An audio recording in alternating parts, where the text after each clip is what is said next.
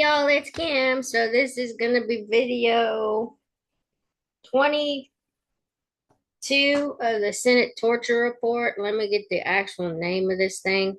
It's pretty long. I had to take a picture of the front, but it says the report of the Senate Select Committee on Intelligence Committee study of the Central Intelligence Agency's detention and interrogation program.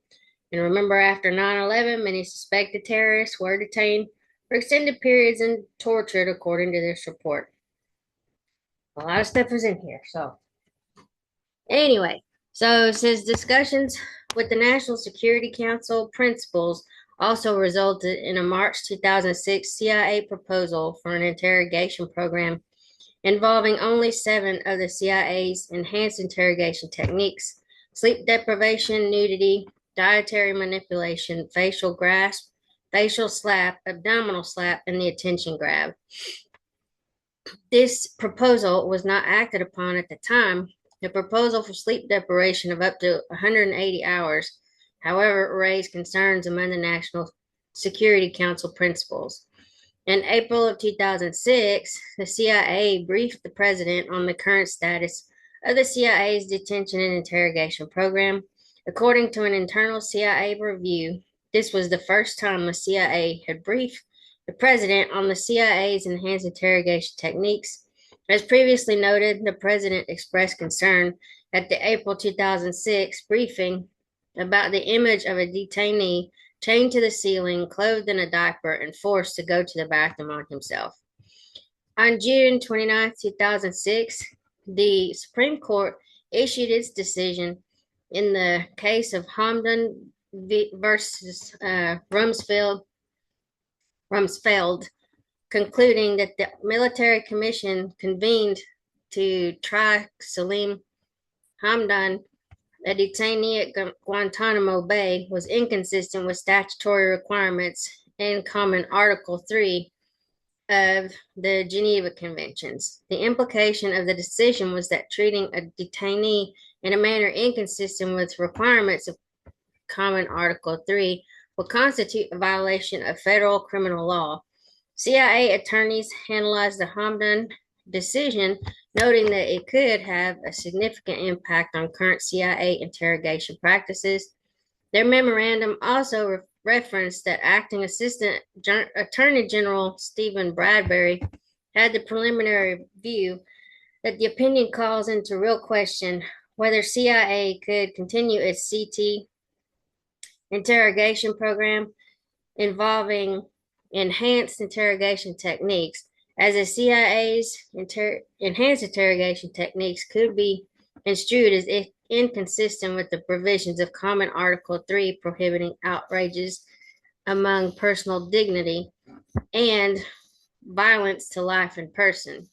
The case of Hamdan versus Rumsfeld prompted the OLC to withdraw a draft memorandum on the impact of the Detainee Treatment Act on the CIA's enhanced interrogation techniques. The CIA did not use its enhanced interrogation techniques again until July of 2007, by which time the OLC had interpreted the Military Commissions Act signed by the President on October 17, 2006, in such a way as to allow the CIA to resume the use of the techniques. The final disposition of CIA detainees and the end of the CIA's detention and interrogation program. President Bush publicly acknowledges the existence of the CIA's detention and interrogation program. After significant discussions throughout 2006 among the National Security Council principals, the Department of Defense ultimately agreed to accept the transfer of a number of CIA detainees to U.S. military custody. On September 6, 2006, President George W. Bush delivered a public speech acknowledging that the United States had held al-Qaeda operatives in secret detention, stating that the CIA had employed an alternative set of procedures in interrogating these detainees and describing information obtained from those detainees while in CIA custody. As described later in this summary, the speech, which was based on CIA information and vetted by the CIA contained significant inaccurate statements, especially regarding the significance of information acquired from CIA detainees and the effectiveness of the CIA's enhanced interrogation techniques.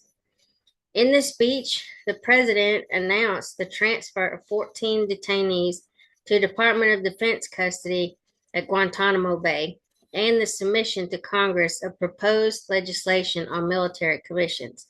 As all other detainees in the CIA's custody had been transferred to other nations, the CIA had no detainees in its custody at the time of the speech.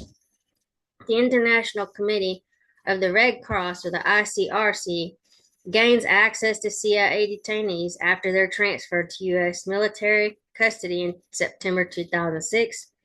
After the 14 CIA detainees arrived at the U.S. military base at Guantanamo Bay, they were housed in a separate building from other U.S. military detainees and remained under operational control of the CIA. In October 2006, the 14 detainees were allowed meetings with the ICRC and described in detail similar stories regarding their detention, treatment, and interrogation while in CIA custody. The ICRC provided information on these claims to the CIA. Acting CIA General Counsel John Rizzo emailed the CIA director and other CIA senior leaders following November 8, 2006 meeting with the ICRC, stating, as described to us, albeit in summary form, what the detainees allege actually does not sound that far removed from the reality. The ICRC, for its part, seems to find their stories largely credible, having put much stock in the fact that the story each detainee has told about his transfer, treatment, and conditions of confinement was basically consistent, even though they have been incommunicado with each other throughout their detention by us. In February 2007, the ICRC transmitted to the CIA its final report on the treatment of 14 high-value detainees in CIA custody. The ICRC report concluded that the ICRC clearly considers that the allegations of the 14 include description of treatment and interrogation techniques, singly or in combination, that amounted to torture and or cruel, inhuman, or degrading treatment. Notwithstanding Rizzo's comments, the CIA disagreed with a number of the ICRC's findings, provided rebuttals to the ICRC in writing, and informed the committee that numerous false allegations of physical or threatened abuses and faulty legal assumptions and analysis in the report undermined its overall credibility. The ICRC report was acquired by the New York Review of Books and posted on the review's website in April 2009. The committee found the ICRC report to be largely consistent with information contained in CIA interrogation records. The CIA considers future of the program following the Military Commissions Act. As noted in June of 2006, the U.S. Supreme Court case of Hamdan versus Rumsfeld prompted the OLC to withdraw a draft legal memorandum on the impact of the Detainees Treatment Act on the CIA's enhanced interrogation techniques. The administration determined that the CIA would need new legislation to continue to use the CIA's enhanced interrogation techniques. The Military Commissions Act addressed the issues raised by the Hamdan decision and provided the president the authority to issue an executive order detailing permissible conduct under Common Article 3 of the Geneva Conventions. The bill passed the Senate on September 28, 2006, and the House of Representatives the following day.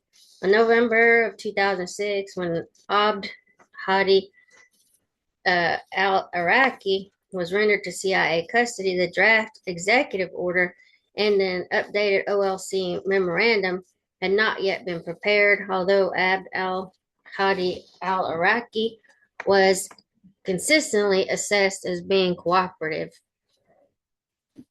Interrogators also believe he was withholding information on operational plots and the locations of high value targets.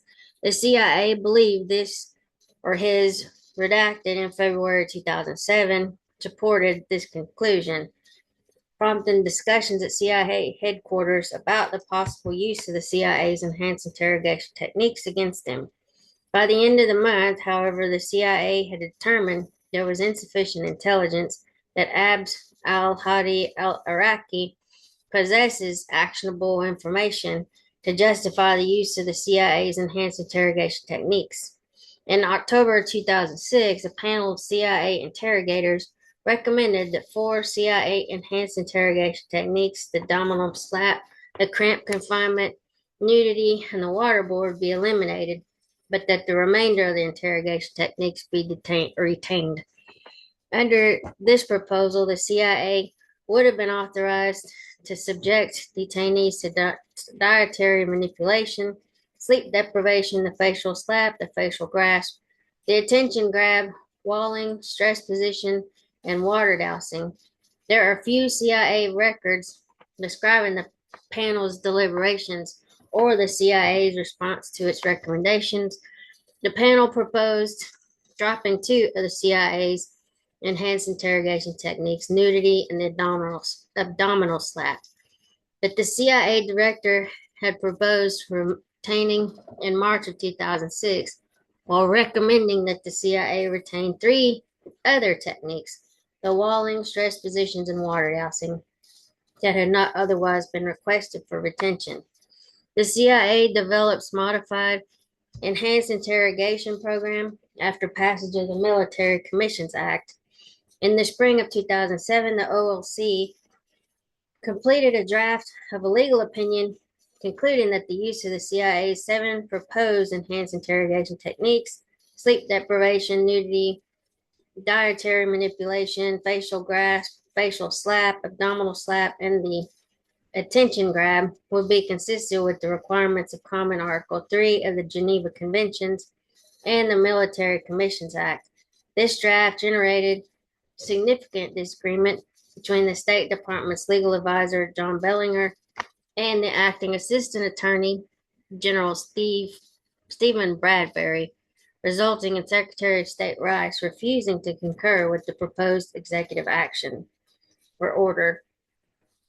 In June 2007, in an effort to gain Secretary Rice's support, the CIA asked CIA contractors Swigert and Dunbar to brief Secretary Rice on the CIA's enhanced interrogation program. During that briefing, Secretary Rice expressed her concern about the use of nudity and a detainee being shackled in a standing position for the purpose of sleep deprivation. According to CIA records, in early July 2007, after the capture of Mohammed Rahim, Secretary Rice indicated she would not concur with an interrogation program that included nudity, but she would not continue to object to the CIA's proposed interrogation program if it was reduced to 6 of the enhanced interrogation techniques listed in the draft OLC. So the memorandum, sleep deprivation, dietary manipulation, facial grasp, facial slap, abdominal slap, and the attention grab.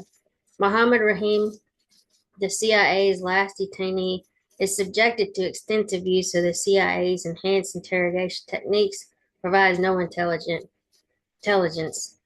On June 25th, 2007, Al-Qaeda facilitator Mohammed Rahim was captured in Pakistan. Based on reports of debriefings of Rahim in foreign government custody and other intelligence, CIA personnel assessed that Rahim likely possessed information related to the location of Osama bin Laden and other Al-Qaeda leaders. On July 3rd, 2007, acting CIA General Counsel John Rizzo informed acting Assistant Attorney General Stephen Bradbury that the CIA was attempting or anticipating a new guest and that the CIA would need the signed DOJ opinion in a matter of days. Mohammed Rahim was rendered to CIA custody at detention site Brown in country on redacted July of 2007. Upon his arrival, CIA interrogators had a single discussion with Rahim during which he declined to provide answers to questions about threats to the United States and the locations of top Al Qaeda uh, leaders. Based on this interaction, CIA interrogators reported that Rahim was unlikely to be cooperative. As a result, CIA Director Michael Hayden sent a letter to the president formally requesting that the president issue the executive order interpreting the Geneva Conventions in a manner to allow the CIA to interrogate Rahim using the CIA's enhanced interrogation techniques. A classified legal opinion from OLC concluding that the use of the CIA's enhanced or six enhanced interrogation techniques proposed for use on Rahim, sleep deprivation, dietary manipulation, facial grasp, facial slap, abdominal slap, and the attention grab did not violate applicable laws was issued on July 20th of 2007. The accompanying unclassified executive order was issued the same day.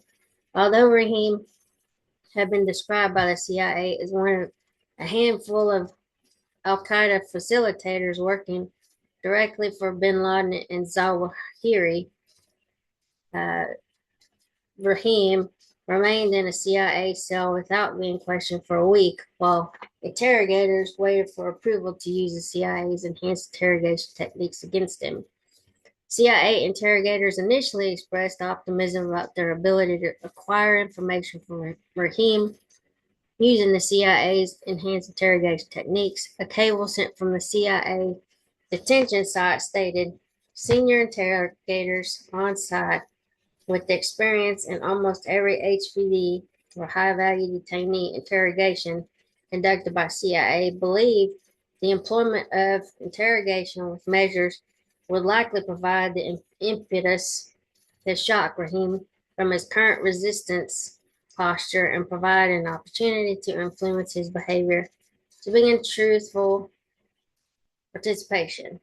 Four CIA interrogators present at the CIA detention site began applying the CIA's enhanced interrogation techniques on July 21st, 2007.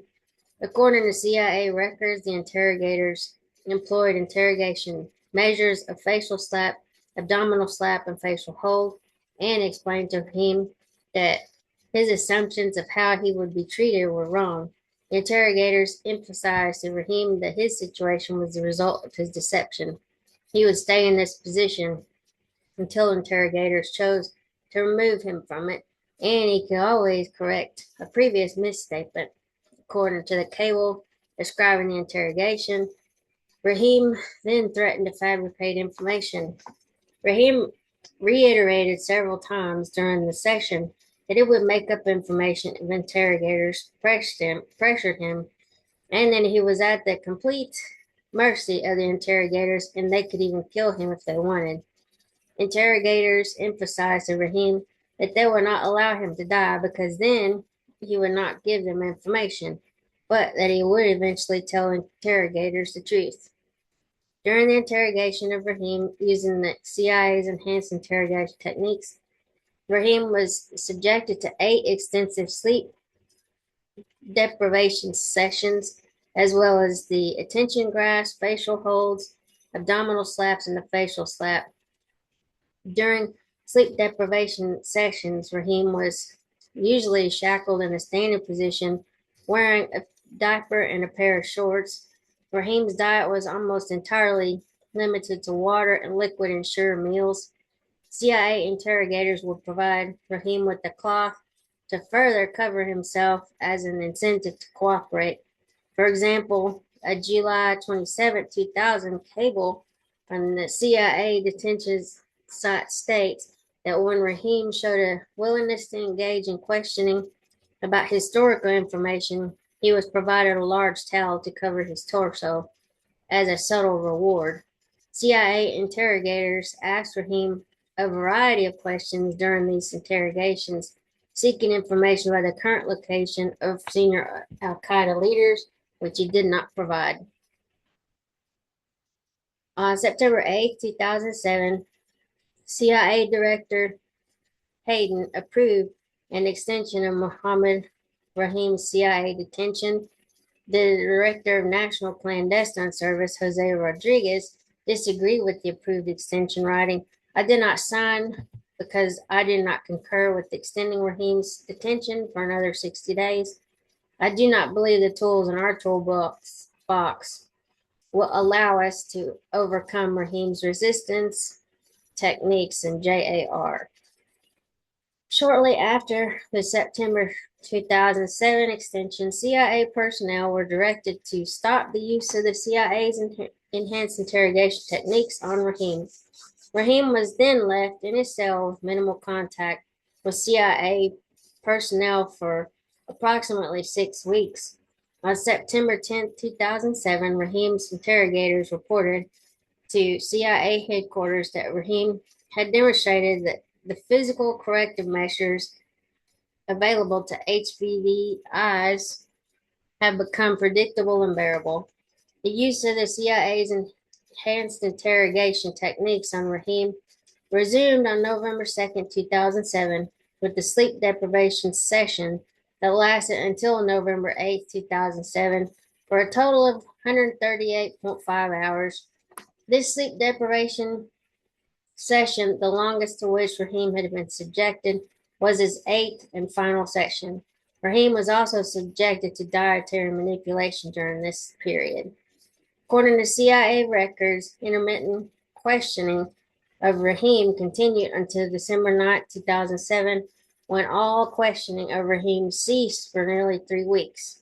During this time, CIA detention site personnel discussed and proposed new ways to encourage Rahim's cooperation. These new proposals included suggestions that Rahim could be told that audio tapes of his interrogations might be passed to his family, or that, redacted, Rahim was cooperating with U.S. forces. I guess you'd probably tell the other people. On December 18, 2007, CIA headquarters directed the detention site to stand down on the proposals. The CIA's detention and interrogation of Mohammed Rahim resulted in no disseminated intelligence reports. On March of 2008, Mohammed Rahim was redacted by the CIA to redacted, where redacted took custody of him. The redacted government immediately transferred Rahim to the custody of redacted, at which point Rahim was transferred back to CIA custody and rendered by the CIA to U.S. military custody at Guantanamo Bay. CIA after action review of Rahim interrogation calls for study of effectiveness of interrogation techniques and recommends greater use of rapport building techniques in future CIA interrogations. On April 21st, 2008 and April 22nd, 2008, the CIA's RDG convened an after-action review of the CIA's interrogation of Mohammed Rahim. According to summary documents, the CIA review panel attempted to determine why the CIA had been unsuccessful in acquiring useful information from Rahim. The summary documents emphasize that the primary factors that contributed to Rahim's unresponsiveness were the interrogation team's lack of knowledge of Rahim, the decision to use the CIA's enhanced interrogation techniques immediately after the short neutral probe and subsequent isolation period, the lack of clarity about whether the non-coercive techniques described in the Army field manual were permitted, the team's inability to confront Rahim with incriminating evidence, and the use of multiple improvised interrogations approaches. Despite the lack of an indication that those approaches might be effective, the summary documents recommended that the future CIA interrogations should incorporate rapport building techniques, social interaction, loss of predictability, and deception to a greater extent. The documents also recommended that the CIA conduct a survey of interrogation techniques used by other U.S. government agencies and other countries in an effort to develop effective interrogation methods. Mohammed Rahim was the last CIA detainee in the CIA's detention and interrogation program. I'll probably just read this section and be done. Okay. CIA contracting expenses related to company formed by Swigert and Dunbar. CIA contractor Swigert and Dunbar, who played a central role in the development of the CIA's enhanced interrogation techniques in the summer of 2002, and then used the techniques as contract interrogators, formed a company in 2005, Company Y. In addition to providing interrogators for the CIA's interrogation program, Company Y was granted a sole source contract to provide operational psychologists, debriefers, and security personnel at CIA detention sites. Under the contract, Company Y was tasked with conducting ongoing conversations with CIA detainees to learn about the terrorist mindset. This project was named the Terrorist Think Tank, or T3, developing, probably counterterrorism strategies and writing the history of the CIA's detention and interrogation program. Later descriptions of their services note that on behalf of the CIA, company-wide officers participated in the interrogations of detainees held in foreign government custody and served as intermediaries between entities of those governments and the CIA. Okay, I guess by 2006, the value of the base contract for their company, with all operating or options exercised, was in excess of $180 million. As of May of 2007, Company Y had hired former CIA staff officers, many of whom had previously been involved with the CIA's detention and interrogation program. Company Y's chief operating officer was the former chief of Redacted, the division of the CIA supervision of the renditions and detention group. In addition, Company Y hired at least Redacted CIA security protective officers to work on Company Y's CIA contracts.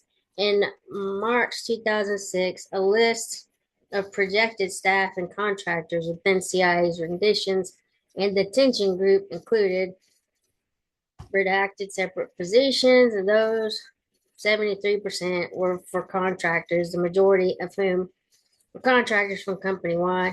By June 2007, RDG reported having redacted staff officers and redacted contractors. By 2008, RDG had a total of redacted positions with redacted staff officers and redacted or 85% contractors, according to the CIA. All right, I'm going to stop it here. Y'all have a good weekend if I don't see you, and a good 4th of July. Forgot about that. Anyway, y'all have a good day. See y'all. Bye.